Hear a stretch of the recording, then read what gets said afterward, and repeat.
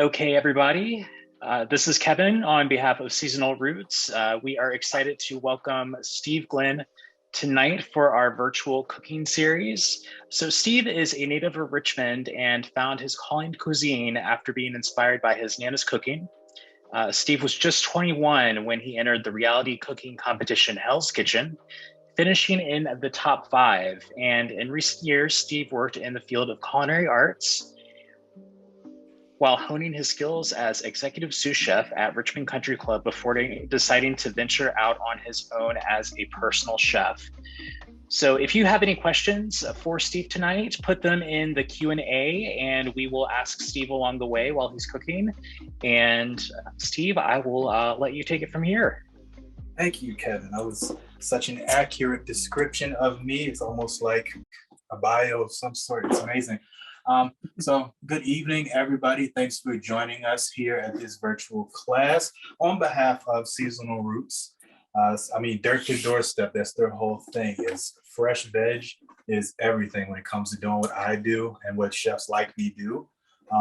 So before we get into the actual cooking, I want to go through this box because, of course, we already know what came in the bundle, the salmon, the pasta, all of that good stuff.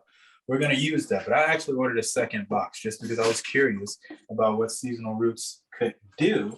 So what I've got in here is just a smorgasbord of different things. My favorite thing, of course, being this beautiful curly kale. We're going to use some of this tonight, actually, in our pasta. And then we got some of these beautiful spring onions.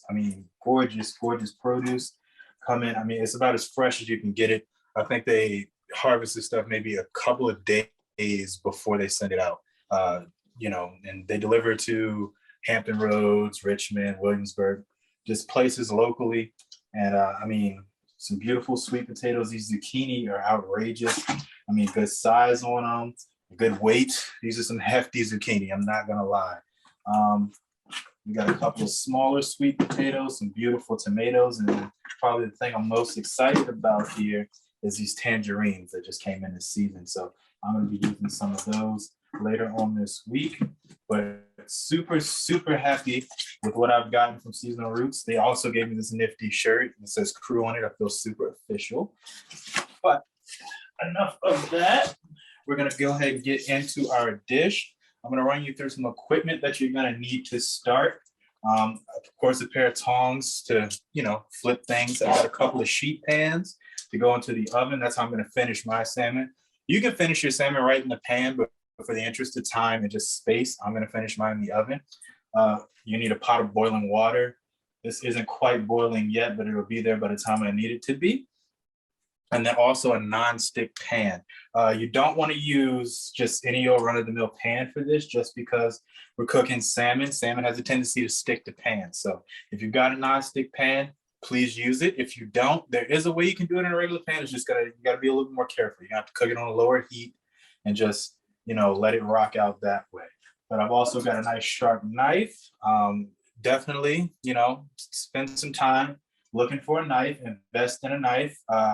If you get your knife from the same place that you get underwear and you can get an oil change, it's probably not going to be the best knife to use. So get you a good knife. You want to look for a knife that's behind a glass case. That's how I pick my knives. Anyway, I have a microplane. If you don't have a microplane, you can use a regular cheese grater.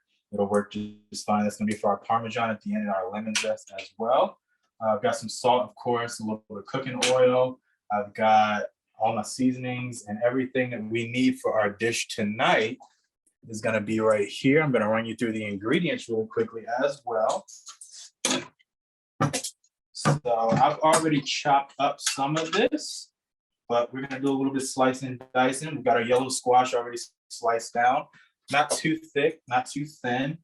It's going to cook fairly quickly, so this is going to be the last thing to go into the pan. We've got our zucchini sliced down as well. And then we've also got our bell peppers. And then I've also got this curly kale. All I did was remove the stem, and then we just slice it down into some nice thin ribbons, just like this. You don't have to go this fast unless you want to lose a fingertip. But I suggest you take your time and get your stuff all nice and chopped down. like I said, I'm going to give you a couple of seconds if you're not quite there. For those of you who may be cooking along, I'm not going to run through this too fast. I want you to, get a feel for it, relax.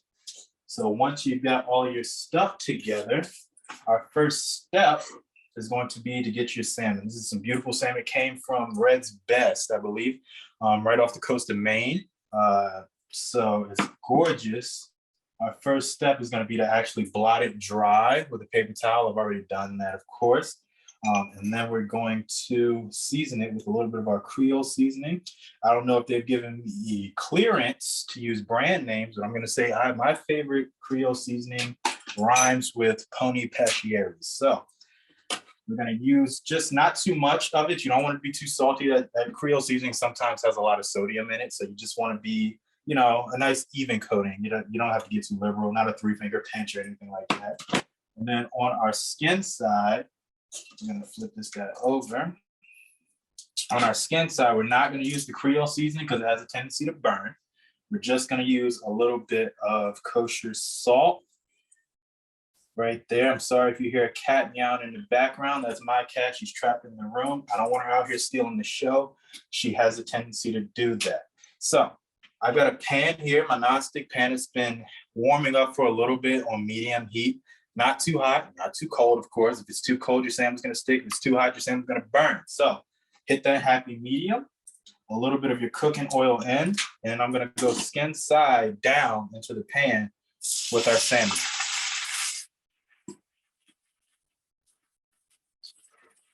So now this salmon is going to take a few minutes. You want to cook, anytime you're cooking fish with the skin on, you want to cook a majority of the fish skin side down.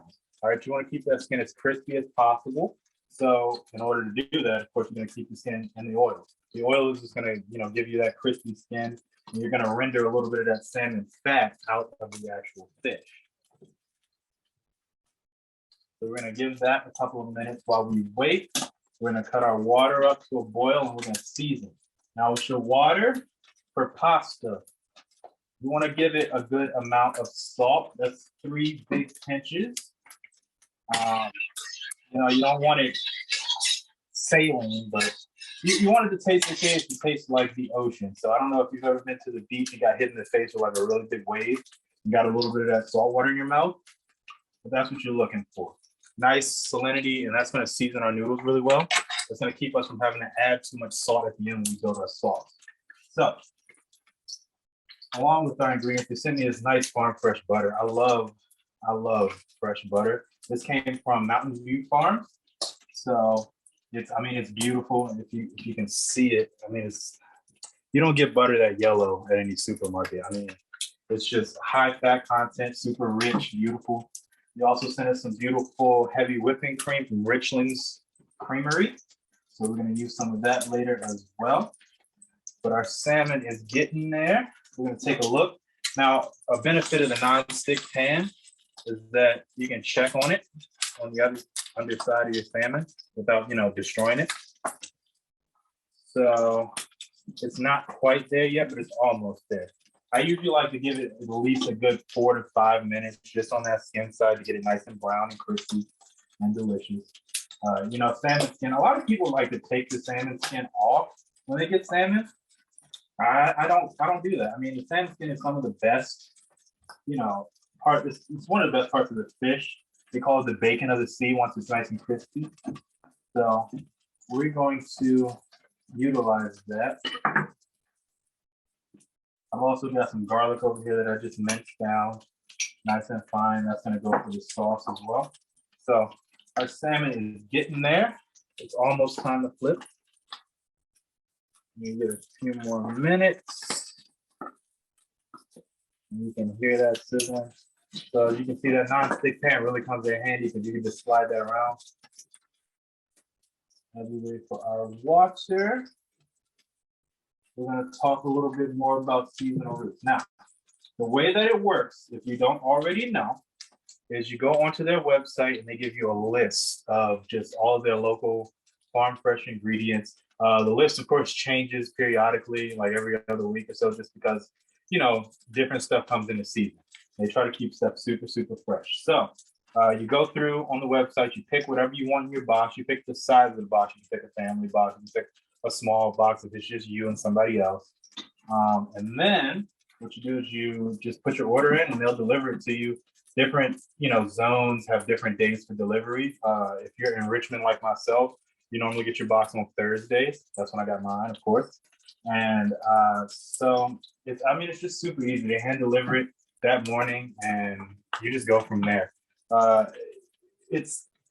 You can switch up what you want to use in this recipe, by the way. If you don't want to use kale, you can leave it out. If you don't want to use yellow squash, leave it out. Really have fun with the box. That's the good part about you being able to pick your own produce is that, you just leave out what you don't want. If you're not going to use onions, then I'll order them. It's as simple as that. They give you a lot of options as far as customizing your box. And it's just super convenient, honestly. Especially if you're somebody like me who's only go 8 days a week all the time, and you just don't have time to go grocery shop and all that stuff, and you still love to come home and cook a delicious meal. Because cooking a home cooked meal is so important. I can't stress it enough. It's just the best way to connect with your food. Fresh food, you're gonna feel better, of course, and it's also a good way to connect with your family. There's nothing quite like having a meal cooked by somebody who loves you. Of course you can. You're more than welcome to take your family out to that one restaurant with the salty breadsticks and the endless salad if you don't love them. But if you do love them, stay at home, cook them some dinner. That's one of the things I remember growing up from my own grandmother. Her teachings was I always just felt that warmth from the inside when you're eating that home cooked meal. There's nothing quite like it that compares. But our salmon skin is getting nice and crispy on the other end. As you can see, it's starting to brown. I'll hold it up. So that's pretty much what we're looking for. We don't want it to get too dark. We just want a nice browning. Don't touch the skin when it comes straight out of the pan or you will burn your fingers. Don't trust my fingers. I have chef fingers, so I didn't feel any of that. But I don't recommend you doing that. Anyway, so we're gonna give it a flip. And then I just like to give it a couple of minutes on that flesh side. We're gonna crank up the heat just a little bit to get the pan ready for our veg, because we're gonna want to get some high heat on those veggies to get some good caramelization going. So I'm gonna actually pull my salmon out of the pan now and pop it on the sheet pan and send it into the oven. By the time I'm done building my veg and my sauce, my salmon will be perfectly cooked inside. I like a medium salmon. So a medium salmon on this side, maybe 4 minutes, maybe 5. You just kind of have to feel it every now and again. Of course, if you want your salmon cooked well done, go for it. If you want your salmon the same texture as cornstarch in your mouth, cook it even further. But I personally like to stop at about 4 or 5 minutes. So Steve, what temperature should the oven be for your salmon? My oven is at 400 right now. But realistically, you can have the oven as low as 350. It's just going to take longer. I put mine at 400 because I'm impatient mostly. Either way, as long as it's hot, it's going to get that skin. It's going to keep that skin nice and crispy. And it's going to cook it all the way through. If your oven's down at 350, if you've got a little bit more time to kill, then you give it a couple more minutes. You just have to keep an eye on it. All right. So in the same pan that we seared our salmon in, it's getting nice and hot. We're going to go in first. We're going to go with our long cooks first. You basically want to always start with the thing that's going to take the longest when you're building a sauce like this. So our bell peppers are going to go down first. And we're going to get those nice and caramelized on that one side. I'll put them in there, shake them a little bit, and then I'll leave them alone. By leaving them alone, you're going to give it enough time to get a good caramelization on that side. Caramelization is everything when you're building sauces, when you're building anything.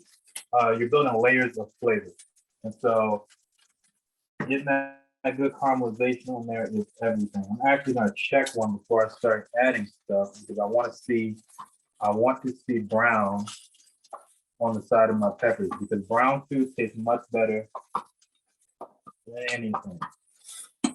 See, Robin is asking, what heat are the peppers on? The peppers are about medium high. So as I was taking that salmon out of the pan, I just cranked the heat up ever so slightly just to give it a little bit of extra oomph. All right, and so you can see what I'm talking about when I say caramelization. And if you're not familiar with the term caramelization, if you just think caramel, caramel is burnt sugar. So every vegetable, every meat, pretty much everything that you'll ever cook has a natural sugar content. And when you caramelize that, you basically just brown that sugar.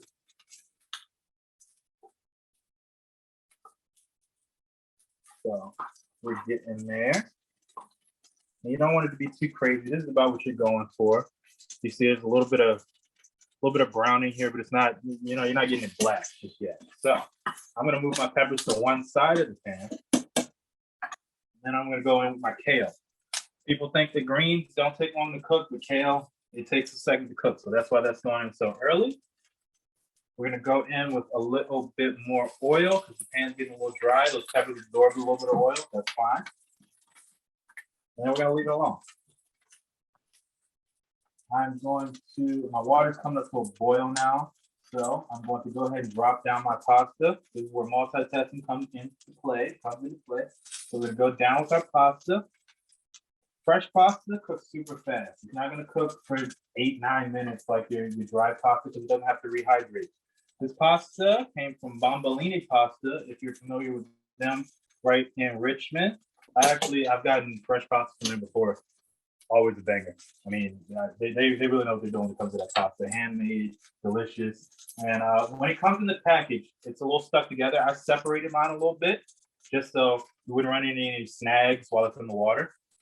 So we're gonna let this go for a little bit. I'm gonna kind of move it around just so nothing sticks. And we're gonna let that boil for the next 2 minutes. I also have a strainer up here and a pot because I don't want to walk over to the sink, but that's where we're gonna drain it. We're gonna check our kale.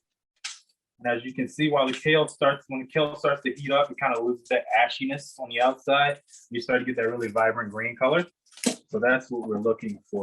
We want all of that. And then we start to get a little bit of browning on the kale. You can only get so much browning on kale before it starts to get bitter and gross. And that's what we're trying to avoid.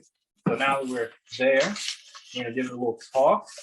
You're more than welcome to use a spoon if you don't want to sling vegetables all over your kitchen. But if you're feeling brave, I suggest you go for it. We're gonna hit that with just a little bit of salt, just a small pinch. That salt's gonna start to draw a little bit of moisture out of those vegetables as well. Okay. So now I'm gonna move this kale and the peppers over to the side. This is what I meant by building layers. Every time I get done with one piece, push it over to the side. I use this empty space in the pan to cook the next part. So from there, we're gonna hit it with just a touch more oil. And then we're gonna go in with our zucchini. And I'm just doing a portion for 2 today. So I only did about a quarter of this zucchini, but of course, if you're cooking for more people, do more zucchini. If you're cooking for like a family of 4, you'll probably want to do a half a zucchini, a half a yellow squash. So just scale your recipe as necessary. It's a super simple, straightforward recipe, so it's very easy to change the portions on. Cooking is less of a science than baking is. Cooking is an art. People say that all the time because you really are going off of instinct once you get to a certain point. It's just about looking at your food and seeing what needs to be done, seeing what needs to change and knowing how to fix it. So we got our zucchini in. I'm gonna go in with a few of these yellow squash. I actually love zucchini way more than yellow squash, so that's why I put way more zucchini than I did yellow squash. But I do like yellow squash. But if I got zucchini and yellow squash, beside each other, I'm picking the juice. All right. That off to the side. And we're gonna get a little bit of browning on our zucchini yellow squash as well. They cook super fast, so it's not gonna take long for that zucchini to start to brown. As you can see, it's already starting to get there. Yellow squash is gonna take a couple more minutes, which is fine. I'm gonna check my pasta. It's doing well. As you can see, it's starting to swell up a little bit, starting to double in size. We're using farfalle pasta, which if you don't know what that means, it means ribbons pretty much. So as you can see, it's basically very thick fettuccine, which it's one of my favorite pastas. I'm not gonna lie, just because I love a good, noodle. So from here, I'm gonna go in with a little bit of this farm fresh butter because we're starting to get some color on these squash. We don't want to take it too far. Yep. So squash is looking good. I'm gonna give it a toss real quick. Smells fantastic in here. And then I'm gonna go right in with a nice spoon of butter. Since we are using heavy cream as the sauce, we're not gonna use too much butter. We just want enough around with these vegetables.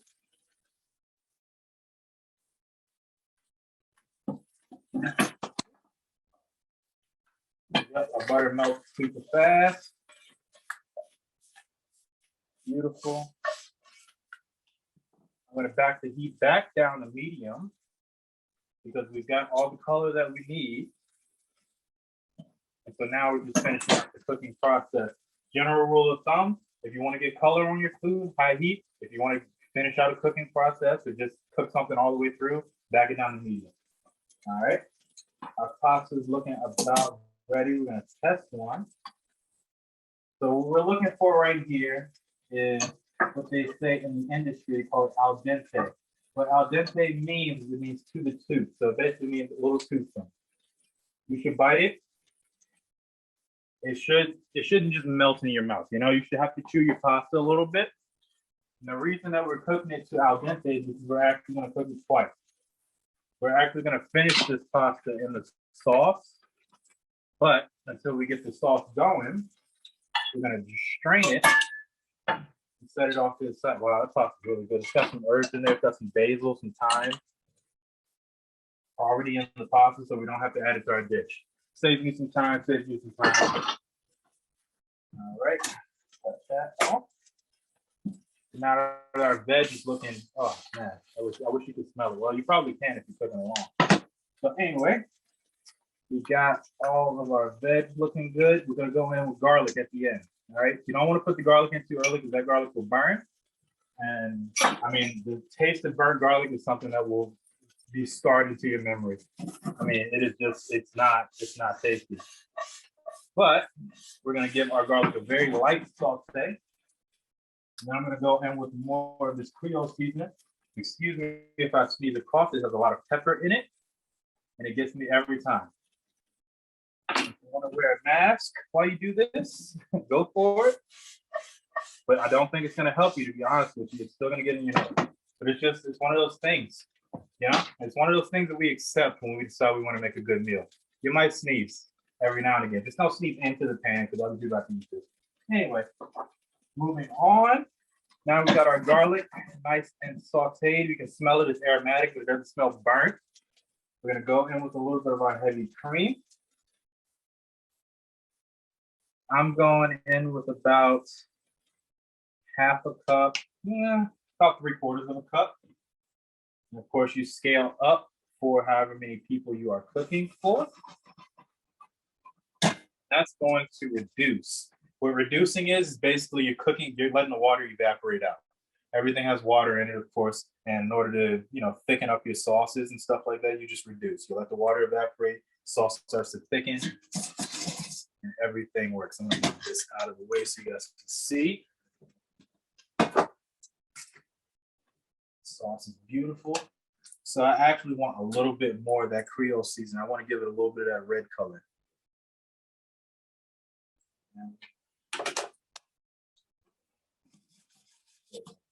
Bit. Actually, give it a taste. Make sure it's not too salty. Tasting as you go is a super huge component of cooking. Got to taste as you go. Otherwise, I don't really like being surprised when I sit down to eat. The last thing you want to do is spend all day making a huge, delicious dinner, or that you think is going to be delicious, and then you sit down and eat like, oh my God, there's too much salt in this, or there's no salt in this. Taste as you go. Don't be afraid. Steve, we have a question asking, what's Creole seasoning? Could you tell us a little bit more about that? Creole seasoning, yeah. So basically, in here is your basic salt, pepper, onion powder, garlic powder. There's some thyme in here, probably a little bit of chili powder. Of course, I just use Tony's, but If you want to make your own Creole seasoning, go for it if you would like. But I mean, it's very easy buy out product. But And there's several different brands available. What's that? There's several different brands available at the spice aisle. Yeah, there's several different brands available. I just like, my favorite is Tony's, but you can use, if you see another one that looks cooler, has a nicer bottle, go for it. Only reason I use Tony's is because it's what I've always used. You know, growing up, it's just a flavor that I'm super familiar with, and it's something that I love a lot. So plus it also has, like I said, it has that sodium content in it, so I don't have to add as much salt. Tony's is like pretty much straight up all purpose. But if you wanted to make your own, yeah, you just need lots of cayenne pepper. Cayenne pepper is a big flavor in there as well, and paprika. But if you want to make your own, of course, you can control the spice a little bit more. Tony's has a tendency to be a little bit spicy. Like I said, it's up to, it's your personal preference. If you know for a fact that Tony's is too spicy for you, then by all means, you know, go with a different brand. It's just whatever tastes good to you. I'm gonna go ahead and check this salmon. Salmon's looking good, perfectly cooked. So I'm going to set this off to the side for plating. So Andre's asking if the salmon was in the oven at 350, how long should it stay in there? So if your salmon was in at 350, how long has that been in there? It's probably been maybe 9 minutes. So if your salmon was in there at 350, it would probably take roughly 11, I would say, to get to you a good medium. Where these are at right now, I would say 11 to 12 minutes will be a good time at 350. Yep. I touch my food a lot. I get into it because, you know, that's how I check my temperature. So now that our sauce is nice and thick, in case you didn't see it, you know, we got a good viscosity on that sauce. Our veggies are all fully cooked. We're gonna go right in with our pasta. And as it sits in this colander, it's gonna stick together, but as you move it around that sauce, your noodles are gonna start to break apart again. Well, not break apart, but they'll, you know, let each other go. And then that's when you give it a toss.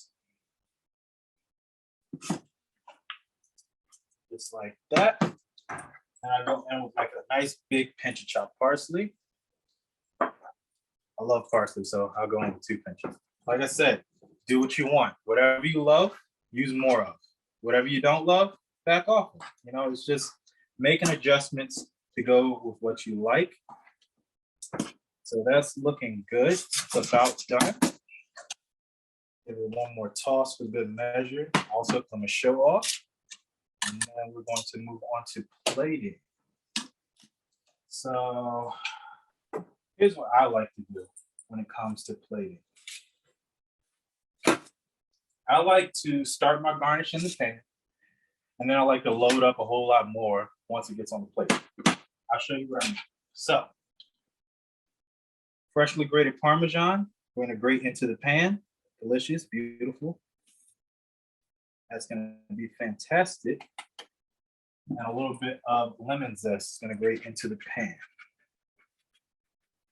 You can really smell that lemon as soon as you start to zest. When you zest, don't go too far.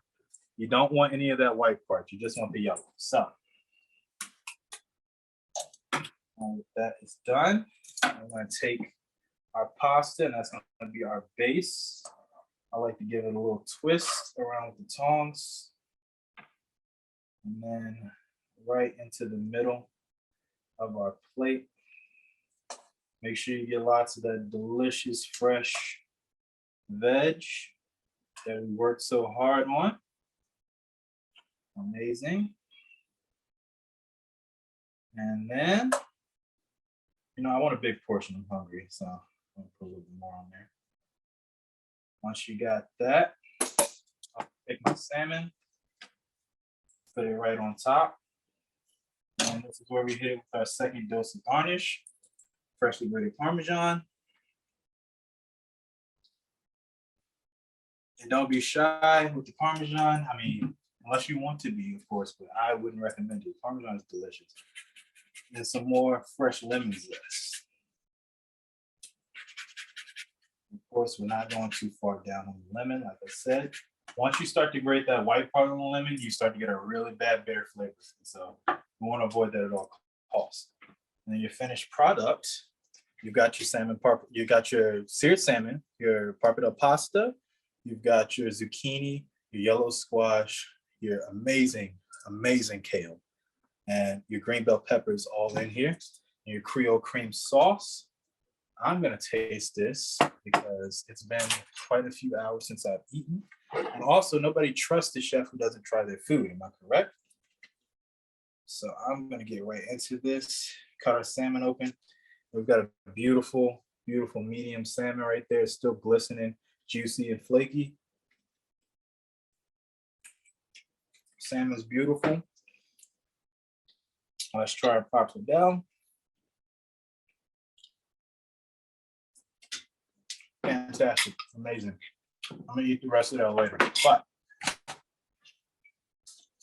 that was a super simple, easy recipe using all ingredients I got from Seasonal Roots. And I mean, it just, everything about fresh farm to table ingredients is just, I can't even describe the difference. That you just have to try it yourself. That's all I can say, is that once you taste the stuff in its just natural state, I mean, you won't ever go back to the supermarket, to be honest with you. I try to stay out of there, honestly, because there's a lot of people in there. So with that being said, that's all I got.